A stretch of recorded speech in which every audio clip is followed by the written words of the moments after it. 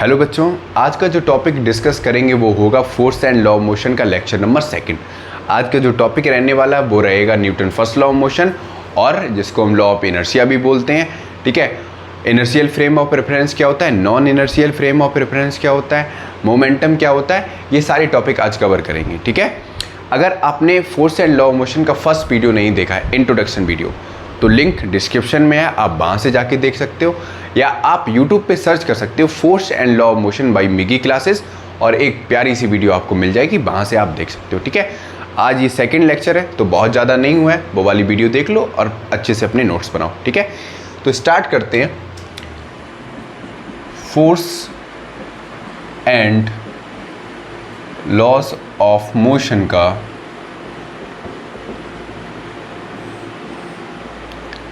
Lecture number 2। ठीक है, तो सबसे पहले आज जो हम डिस्कस करेंगे वो करेंगे न्यूटन्स लॉ ऑफ मोशन को।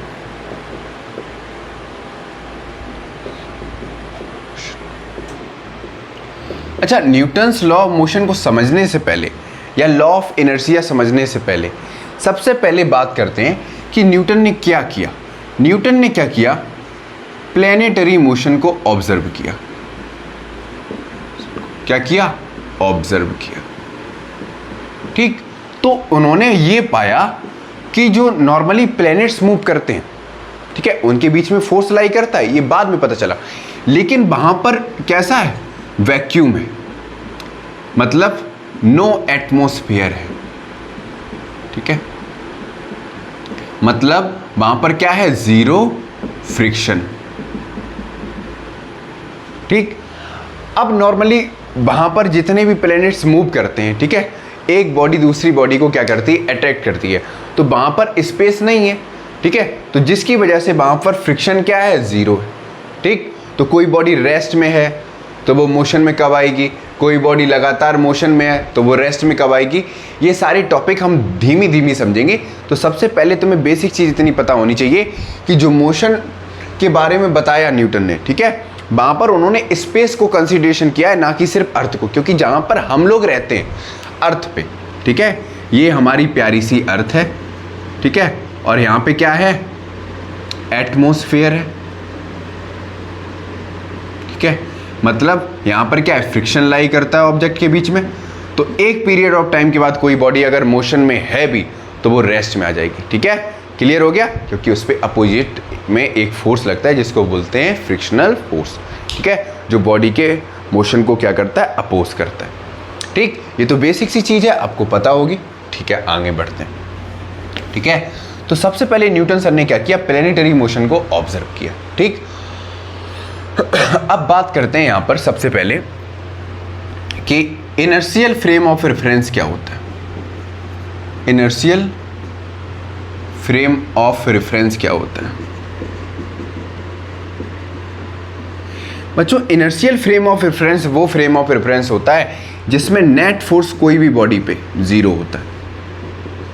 ठीक है, जब कोई भी बॉडी पे जो नेट फोर्स जीरो है, ठीक, तो वहां पर बॉडी कैसे मूव करेगी, बॉडी मूव्स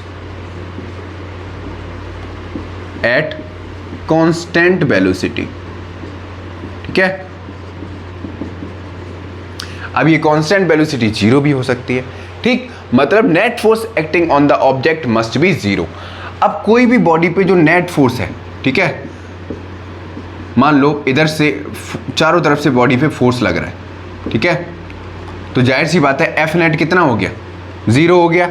ठीक, या मान लो ये बॉडी इस तरफ खींच रही है, इस तरफ खींच रही है, इस तरफ खींच रही है, इस तरफ खींच रही है, और जो सभी फोर्स लग रहे हैं वो सेम मैग्नीट्यूड के हैं, तो जो नेट फोर्स होगा वो कितना होगा, जीरो। मतलब बॉडी क्या नहीं चेंज करेगी, अपनी स्टेट चेंज नहीं करेगी, अगर रेस्ट में है तो रेस्ट में रहेगी। ठीक है, क्लियर हो गया इतना, कोई दिक्कत? मतलब इनर्शियल फ्रेम ऑफ रेफरेंस को हम लॉ ऑफ इनर्शिया भी बोलते हैं, लॉ ऑफ इनर्शिया, या जिसको फर्स्ट लॉ ऑफ मोशन भी बोलते हैं, Newton first law of motion. मतलब कोई भी बॉडी अगर रेस्ट में है तो वो बॉडी रेस्ट में रहना चाहेगी, अगर कोई बॉडी मोशन में है तो वो बॉडी मोशन में रहना चाहेगी। जब तक उस बॉडी पे एक्सटर्नल फोर्स नहीं लगेगा वो अपनी स्टेट चेंज नहीं करेगी। आपके साथ भी ऐसा ही होता है, आप फ्रीली ऐसे ही घूमते रहते हो, बदतमीजियाँ करते रहते हो, गलतियाँ करते रहते हो, फिर आपको पीछे से एक जोरदार हैवी झटका लगता है, फिर आपको चीज़ें सही दिशा में समझ में आने लगती हैं कि आपके लिए जीवन में क्या सही है और क्या गलत है। ठीक है, एक्सटर्नल फोर्स बहुत ज़रूरी है लाइफ में स्टेबल रहने के लिए। अगर स्टेबल होगे तभी चीज़ें सही हो पाएंगी। आई बात समझ में? इतना नोट करना हो नोट करो, फटाक से स्क्रीनशॉट लो, फिर आगे बढ़ते हैं। ठीक है, यहाँ तक समझ में आ गया? कोई दिक्कत? बड़ा प्यारा सा टॉपिक था। इसमें बॉडी कांस्टेंट वेलोसिटी के साथ मूव करेगी। ठीक है, नेट फोर्स क्या होगा? 0 होगा। कोई दिक्कत? यहाँ पे कह सकते हो बॉडी इक्विलिब्रियम में भी होगी। इक्विलिब्रियम का मतलब क्या होता है? स्टेबल कंडीशन में। बॉडी मूव ही नहीं कर रही है तो स्टेबल कंडीशन में। अच्छा, यहाँ पर इसको इनर्शियल फ्रेम ऑफ रेफरेंस को क्या हम बैलेंस फोर्स की कंडीशन बता सकते हैं? क्या बॉडी पे बैलेंस फोर्स एक्ट करता है? कर सकता है, बताओ। इनर्शियल फ्रेम ऑफ रेफरेंस में अगर कोई भी बॉडी पे नेट फोर्स 0 है तो क्या हम उसको बैलेंस फोर्स कंसीडर करेंगे? क्योंकि बैलेंस फोर्स में क्या होता है कि जो मैग्नीट्यूड ऑफ फोर्स होता है वो क्या होता है? सेम होता है या नहीं?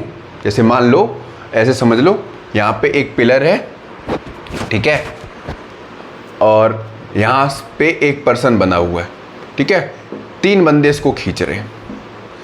ये भी 50 न्यूटन का फोर्स दे रहा है, ये भी 50 न्यूटन का फोर्स दे रहा है, ये भी 50 न्यूटन का फोर्स दे रहा है। तो ये जो बंदा है अपनी पोजीशन चेंज करेगा क्या? नहीं करेगा ना, क्योंकि जो एफ नेट है वो क्या हो जाएगा? 0 हो जाएगा, जिसकी वजह से ऑब्जेक्ट अपनी स्टेट पे ही रहेगा। क्लियर हो गया? अब ज़रूरी नहीं है कि यहाँ पे फोर्स, अब मैंने क्या बताया, एक्सटर्नल फोर्स लग रहा है, लेकिन अब कंडीशन बहुत सारी होती हैं। अभी वर्क एनर्जी पावर वाला जब चैप्टर आप पढ़ोगे तब आपको डिटेल में चीज़ें समझ में आएंगी। ठीक है, इतना समझ में आया? फिर आगे बढ़ते हैं। ऐसा कोई भी डाउट अभी मत पूछना, या ऐसा कोई भी डाउट अभी दिमाग में मत लाना जो टॉपिक से आगे का है। ठीक है, जब टॉपिक कंप्लीट हो जाए, अगर वो डाउट आपका रहता है, ठीक, अगर डाउट क्लियर नहीं होता है तो आप कमेंट बॉक्स में बता देना। मैं कमेंट बॉक्स में अच्छे से पहले आपके डाउट को समझूंगा और फिर उस पर एक डेडिकेटेड वीडियो बना दूंगा। ठीक है, इतना समझ में आया? रब कर दें। ठीक है, तो इनर्शियल फ्रेम ऑफ रेफरेंस समझ में आ गया क्या होता है। अब बात करते हैं non inertial frame of reference क्या होता है, फिर आगे बढ़ते हैं। सॉरी, एक मिनट रुकना बच्चों।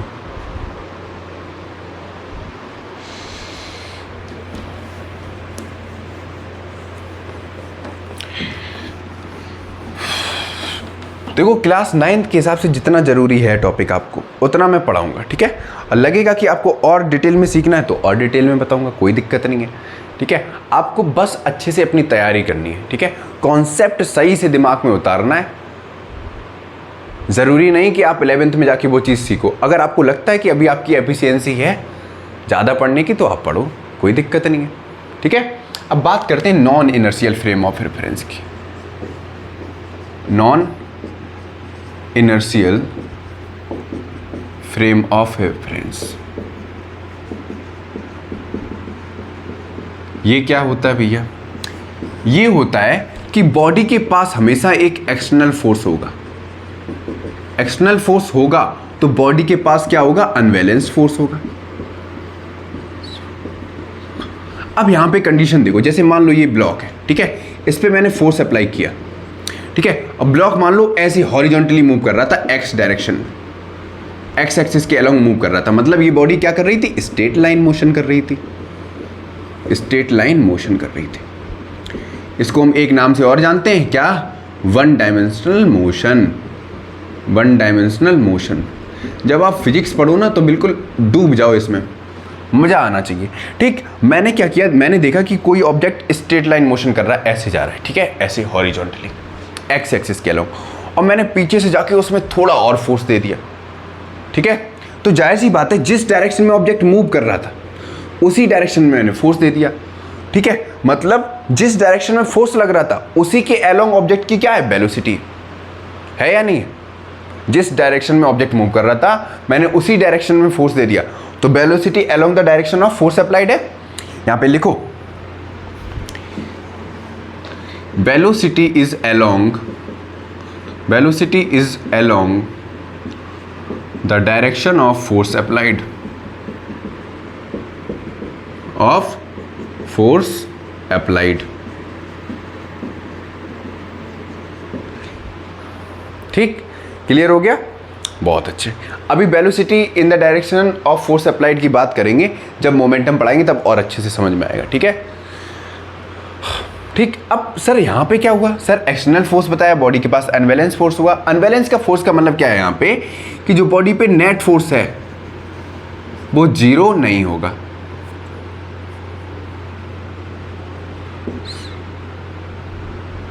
Net force will not be zero, ये कंडीशन है। ठीक है, बॉडी का जो नेट फोर्स है वो जीरो नहीं होगा। अब बॉडी का नेट फोर्स जीरो नहीं है, देखो ऑब्जेक्ट के पास कुछ ना कुछ वेलोसिटी है, ध्यान से सुनो। मैंने ऑब्जेक्ट पे फोर्स दिया, फोर्स देने से क्या हुआ, ऑब्जेक्ट के पास क्या आया, वेलोसिटी आ गई। ठीक है, वेलोसिटी आ गई मतलब कुछ ना कुछ बॉडी के पास क्या था, एक्सेलरेशन था। ठीक है, अच्छा एक्सेलरेशन क्या होता है, rate of change of velocity.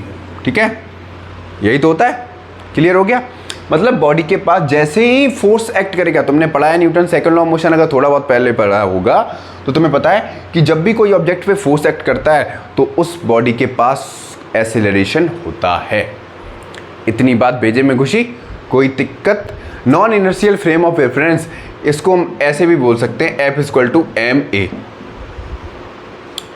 मतलब जब भी कोई बॉडी के पास, या जब भी कोई बॉडी को हम एक्सटर्नल फोर्स देंगे, उस बॉडी के पास हमेशा एक्सेलरेशन होगा। यहां तक बात भेजे में खुशी, ठीक। अब आपको अच्छे से समझ में आएगा कि इनर्शिया क्या होता है और Newton first law of motion क्या होता है। ठीक है, इतना नोट करो, फटाक से छापो यहां तक। कर लिया नोट यहां तक, रब कर दें, ठीक है।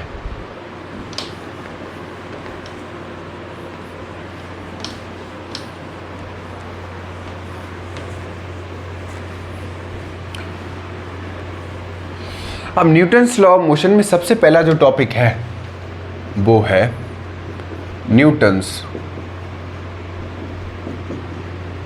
First law of motion.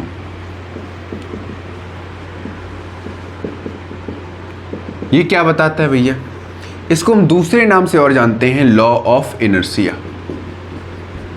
Sir inertia के बारे में बहुत बार आप बात कर चुके, सर ये होता क्या, ये बता दो। बच्चों जो इनर्शिया होता है ना, ये एक प्रॉपर्टी होती है कोई भी बॉडी की, जिससे कोई भी बॉडी अपनी ही स्टेट में रहना चाहेगी। अगर बॉडी रेस्ट में है तो वो रेस्ट में रहना चाहेगी, अगर कोई बॉडी मोशन में है तो वो बॉडी मोशन में रहना चाहेगी, जब तक हम इसके साथ छेड़खानी नहीं करेंगे। मतलब इसके ऊपर एक्सटर्नल फोर्स जब तक नहीं देंगे तब तक ये बॉडी अपनी पोजीशन चेंज नहीं करेगी।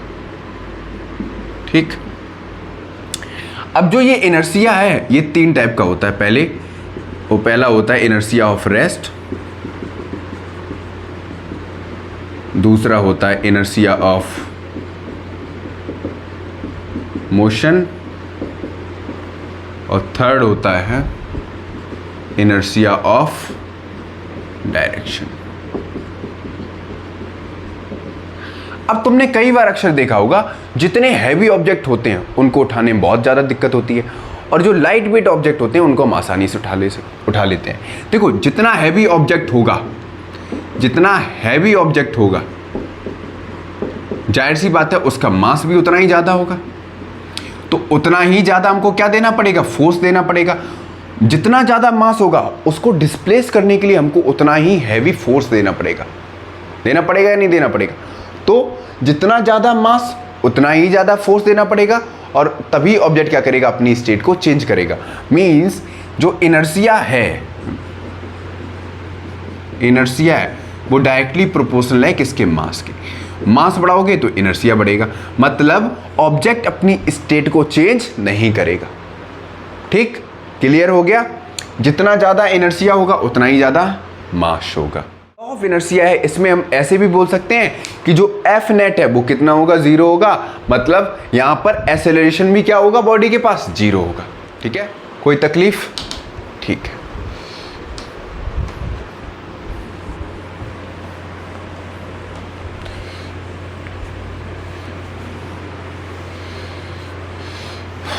यहाँ तक समझ में आ गया बच्चों? अच्छा, जो मोमेंटम है, ठीक है, वो नेक्स्ट वीडियो में डिस्कस करेंगे। मोमेंटम क्या होता है, ठीक है, Newton second law of motion क्या होता है, और Newton second law of motion को ड्राइव कैसे करते हैं, वो नेक्स्ट वीडियो में डिस्कस करेंगे। ठीक है, आज के लिए इतना ही रखते हैं।